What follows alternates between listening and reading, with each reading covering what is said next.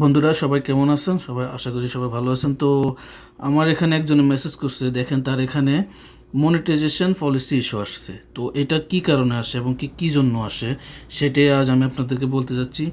এটা মূলত আসে আপনার যদি আপনি মনিটাইজেশন করেন, ঠিক আছে, মানে আপনি যদি কারো অন্যের যদি কারো ভিডিও আপনি ছেড়ে দেন, দেখেছে যে আপনি এখানে আরেকজনের একটা ভিডিও ছেড়ে দিছেন।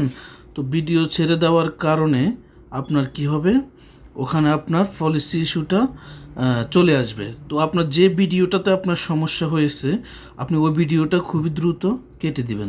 কেটে দেওয়ার পরে আপনি দেখবেন, ওখানে গিয়ে আবার দেখবেন যে দেখেন আপনার ওই সমস্যাটা চলে গেছে। আশা করি সমস্যাটা চলে গেছে। তো আপনি চেক করবেন কিভাবে যে কোন জায়গায় সমস্যাটা। তো চেক করতে হলে আপনাকে এখানে আসতে হবে। এখানে আসার পরে দেখেন এখানে নিচের দিকে যাবেন, এখানে দেখবেন যে পলিসি ইস্যু লেখা আছে।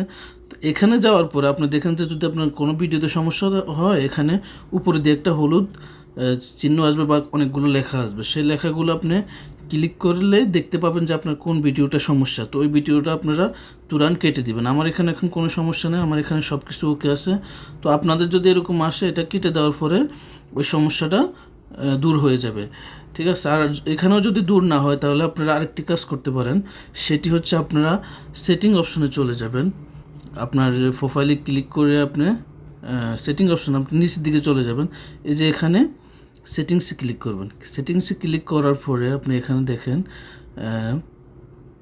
একটু অপেক্ষা করেন, এখানে আবার সেটিংসে ক্লিক করে দেবেন।